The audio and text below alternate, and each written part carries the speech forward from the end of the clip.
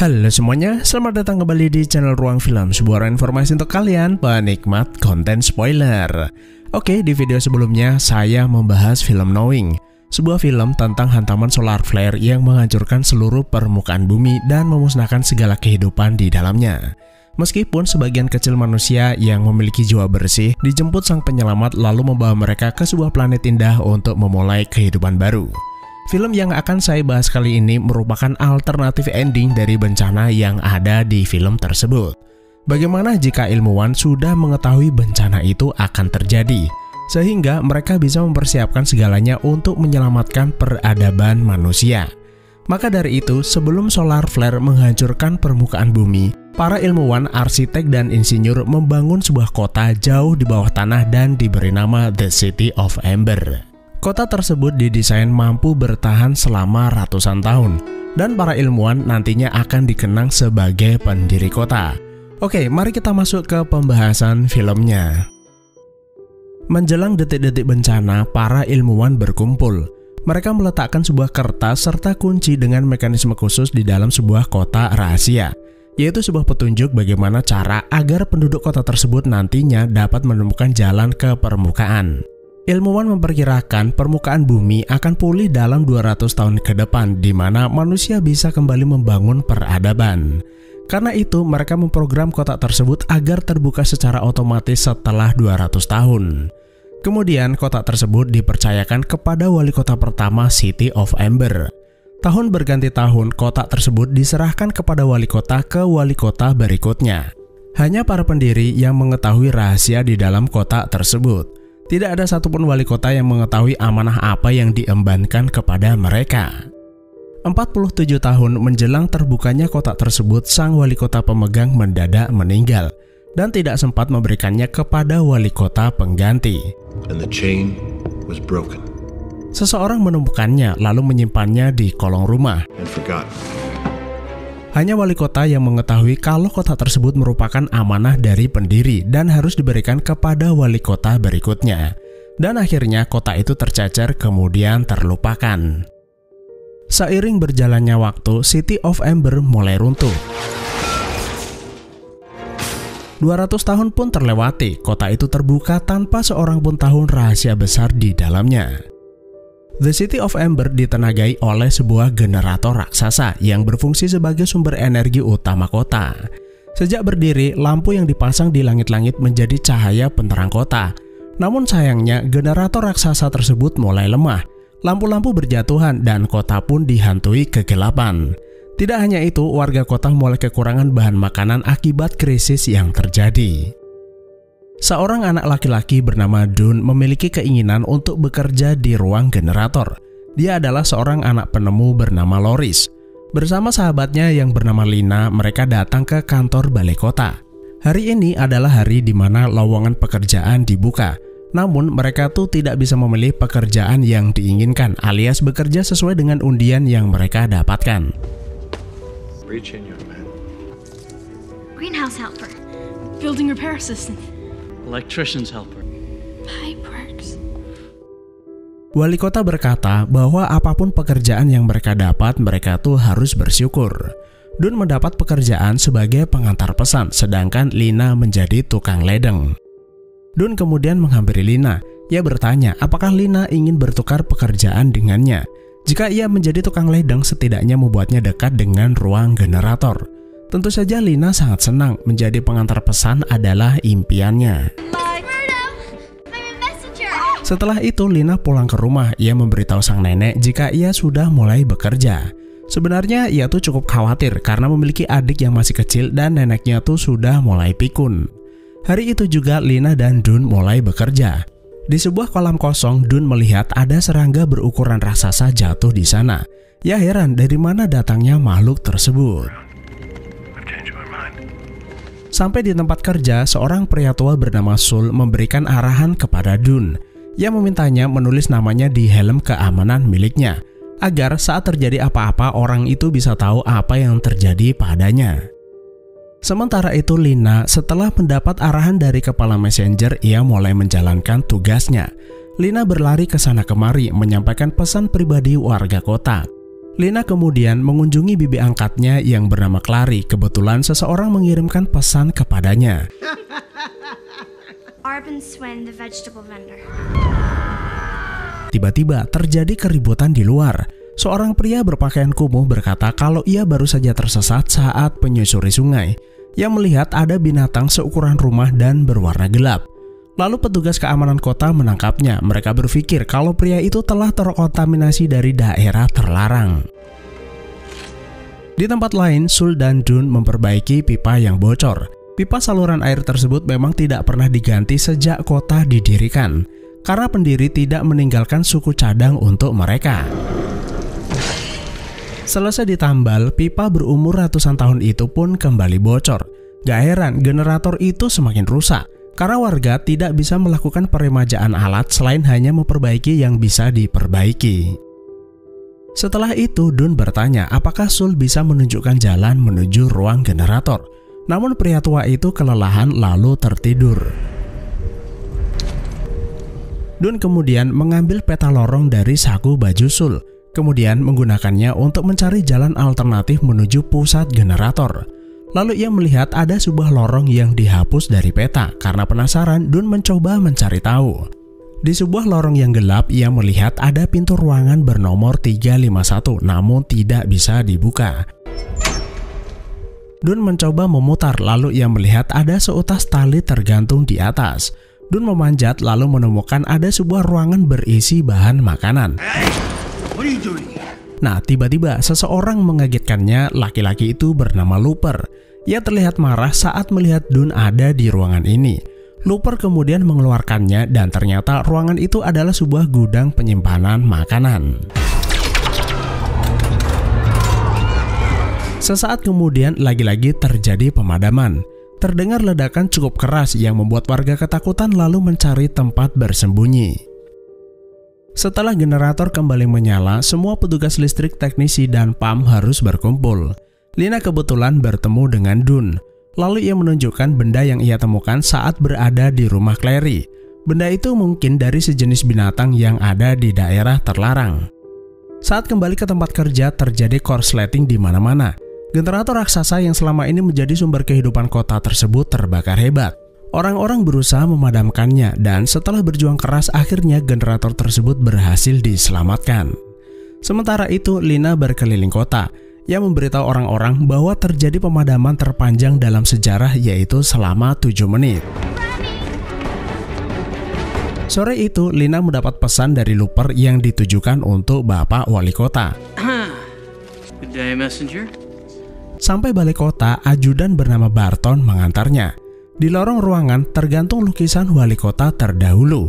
Lina mengenal salah satunya, yaitu wali kota ke-7 karena dia itu adalah kakek dari kakeknya. Tidak hanya itu, rumah yang ditinggali Lina merupakan peninggalan dari sang wali kota. Perhatian Lina tertuju pada sebuah kotak yang ia bawa karena benda tersebut ada di rumahnya. She's a direct descendant of our 7th mayor. Masuk ke ruang wali kota, Lina langsung menyampaikan pesan dari Looper, yaitu kapalnya sudah siap. Lina kemudian bertanya kota apa yang ada di dalam lukisan. Wali kota nampak tidak senang dengan pertanyaannya lalu mempersilahkannya untuk pulang. Di rumahnya, Dun memberikan tanduk kumbang pemberian Lina kepada ayahnya. Ia juga memberitahu kalau generator mungkin tidak akan bertahan seperti biasanya. Sang ayah kemudian menunjukkan sebuah buku katalog serangga. Ia berkata bahwa serangga dulunya berukuran sangat kecil, namun ia tidak bisa menjelaskan kenapa sekarang berukuran raksasa. Sampai di rumah, Lina membuka kotak hitam yang sudah ia temukan sejak lama, lalu menemukan selembar kertas berisi tulisan namun robek berkeping-keping. Saat membaca sebuah potongan kalimat, Lina berpikir kertas itu mungkin adalah sebuah instruksi. Ia juga menemukan benda akrilik yang tidak diketahui kegunaannya. Kemudian Lina menunjukkannya kepada Lizzie sahabatnya, namun ia juga tidak tahu. Hari itu di tempatnya bekerja banyak orang mengantri untuk membeli kebutuhan. Namun Lizzie tidak bisa memberi apa yang mereka minta karena stok makanan di kota telah menipis. Tiba-tiba generator kembali mati yang membubarkan antrean. Sampai di rumah, Lina memanggil dokter. Ia khawatir terhadap kesehatan neneknya yang semakin memburuk. Dokter berkata kalau ia tuh sudah kehabisan obat, tidak ada yang bisa dilakukan selain beristirahat. Adiknya juga mengalami kesulitan menelan karena gadis kecil itu mengunyah potongan kertas. Kertas itu ternyata bagian dari lembaran kertas robek yang ia temukan di dalam kota. Hari itu adalah hari yang menyedihkan bagi Lina karena sang nenek meninggal dunia nggak lama kemudian. Lina dan adiknya kemudian pindah ke rumah Nyonya Purdo, setidaknya di sana hidupnya akan lebih baik. Nyonya Purdo berkata kalau Lina tidak perlu khawatir akan pemadaman yang terjadi belakangan ini, karena bantuan akan datang sebentar lagi. Mereka adalah para pendiri yang membangun kota. Mereka akan datang untuk menyelamatkan warga dari kehancuran. Di kamar, Lina menyusun kembali potongan-potongan kertas di dalam kotak lalu menunjukkannya kepada Dun. Saat melihat tulisan di kertas itu, Dun tiba-tiba ingat kalau ia seperti pernah melihatnya. Mereka berdua pergi ke perpustakaan kota, menyelinap masuk, lalu Dun membuka sebuah kotak berisi buku. Buku itu berisi informasi penting yang ditulis para pendiri bagaimana cara mereka merawat City of Ember. Jika buku itu berisi informasi penting, kenapa kertas petunjuk keluar dari Ember tidak tertulis di sana?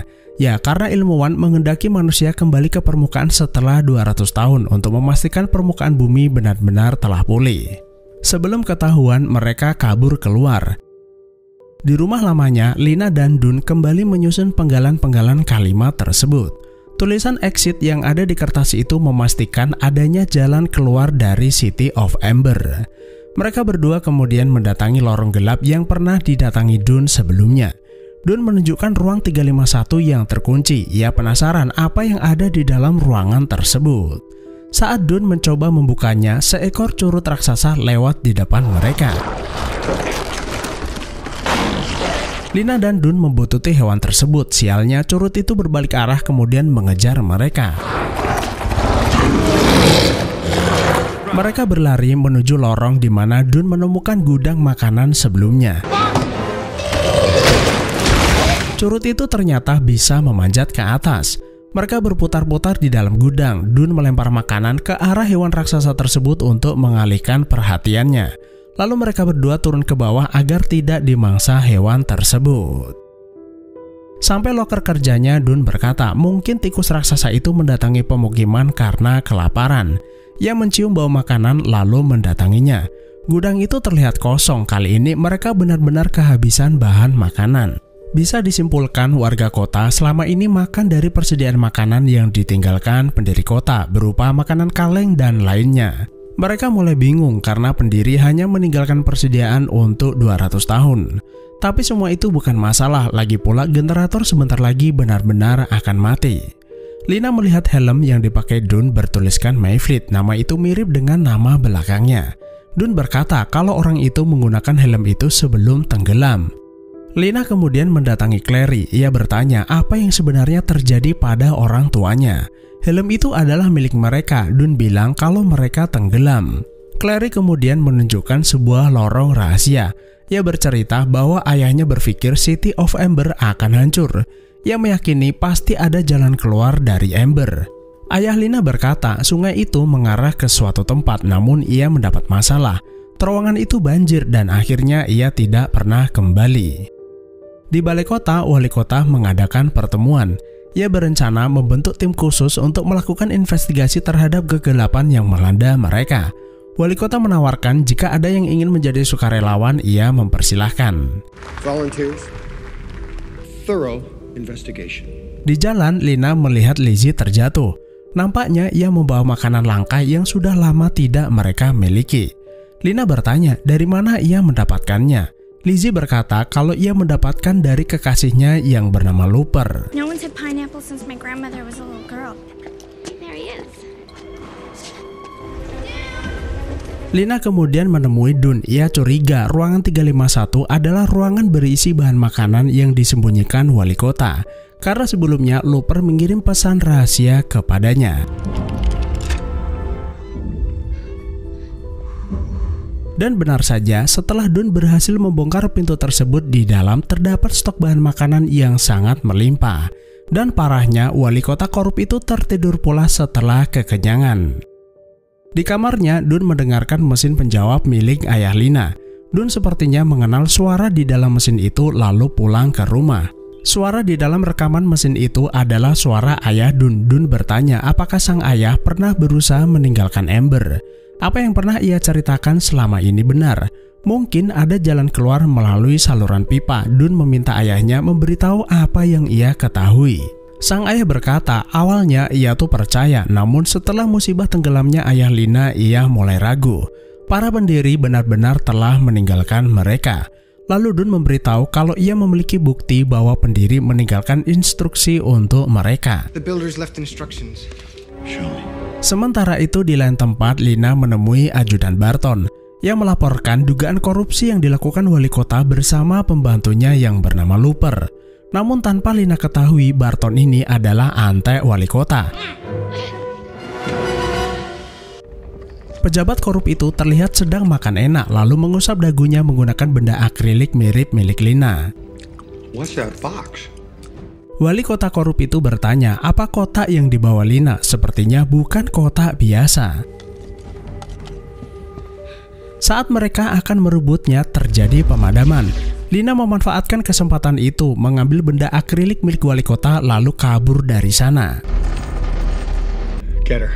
Hari itu bertepatan dengan Hari Menyanyi Nasional. Warga berkumpul di depan balai kota yang membuat petugas kesulitan mengejar Lina. Petugas keamanan kemudian dikerahkan untuk mencari mereka berdua, dimulai dari mendatangi rumah keluarga mereka. Sementara itu Dun dan Lina bersembunyi di rumah Clary. Mereka masuk ke dalam lorong rahasia sebelum petugas menemukan mereka. Kemudian menggunakan kendaraan kereta yang dibuat ayahnya, Dun dan Lina menyusuri lorong tersebut untuk keluar. Lina menunjukkan dua benda akrilik miliknya dan milik wali kota yang ia rampas kepada Dun. Generator. Dun kemudian menggabungkan dua benda tersebut lalu melihat simbol petir alias generator. We have to get there. Petunjuk itu mengarahkan mereka agar pergi ke sana. Namun sebelum itu mereka harus menyusup ke kerumunan untuk menjemput Poppy. Sampai ke ruang loker saluran pipa, Dun mencoba membuka pintu ruangan generator yang terkunci namun tidak berhasil. Lina membuka kertas petunjuk tersebut lalu menyadari kalau gambar-gambar aneh di kertas mirip dengan ada yang di ruangan tersebut. Pasti ada jalan di ruangan itu. Saat menggoyang-goyang loker, tiba-tiba sebuah loker terbuka. Loker itu bertuliskan perahu yang artinya selama ini mereka tuh salah mengira bahwa loker itu bukanlah tempat penyimpanan. Mereka kemudian menjalankan instruksi selanjutnya. Perahu bergerak secara otomatis menuju sebuah ruangan rahasia. Perahu itu kemudian jatuh ke sungai menuju turbin raksasa yang sedang berputar. Dun berkata, mungkin di balik turbin itulah jalan keluar dari Amber. Namun sebelum bisa pergi ke sana, mereka harus menurunkan turbin agar lorong terbuka. Selanjutnya, mereka diarahkan masuk ke ruang kontrol darurat. Dun memasukkan kunci khusus milik Lina, kemudian ruangan tersebut terbuka. Lalu menggunakan kunci yang sama, mereka menyalakan ruang kontrol. Turbin itu terangkat namun tiba-tiba terjadi kerusakan. Alarm berbunyi membangunkan Sul kemudian naik ke atas turbin untuk melakukan perbaikan. Dun bertanya apa yang ia lakukan. Pria itu dengan polosnya menjawab kalau ini adalah pekerjaannya. Dun memberitahu bahwa di balik turbin tersebut adalah jalan keluar dari Amber. Sul berhasil membuat turbin itu bergerak namun terjadi kelebihan daya pada generator. Lonjakan daya itu membuat warga kota menjadi panik lalu mereka pulang ke rumah masing-masing. Sul meminta Dun pergi jika ingin pergi. You go now. Setelah naik ke perahu, mereka bertiga meluncur masuk ke dalam lorong gua. Sementara itu, wali kota korup kabur ke ruang penyimpanan makanan miliknya. Di sana, Looper sudah menunggu dan mempersiapkan segalanya. Namun wali kota malah mencampakkannya lalu ia masuk ke gudang sendirian. Saat di dalam, tanpa ia tahu curut raksasa itu berada di dalam lalu memangsa wali kota hidup-hidup. Setelah melewati lorong gua yang panjang, mereka bertiga sampai ke dasar gua. Terdapat anak tangga di depan mereka. Dun menemukan sebuah kotak berisi korek api beserta petunjuk cara menggunakannya. Setelah itu mereka naik ke atas, membuka pintu, lalu melihat bahwa hanya ada kegelapan di hadapan mereka. There's nothing but darkness. Mereka bertiga kemudian memutuskan untuk beristirahat daripada bingung harus berbuat apa. Beberapa jam kemudian mereka terbangun karena pandangan mereka disilaukan dengan cahaya matahari yang terbit dari timur. Untuk pertama kalinya setelah bencana 200 tahun yang lalu, manusia melihat cahaya matahari kembali. Apa yang diperkirakan para pendiri benar bahwa bumi kembali pulih setelah 200 tahun lamanya.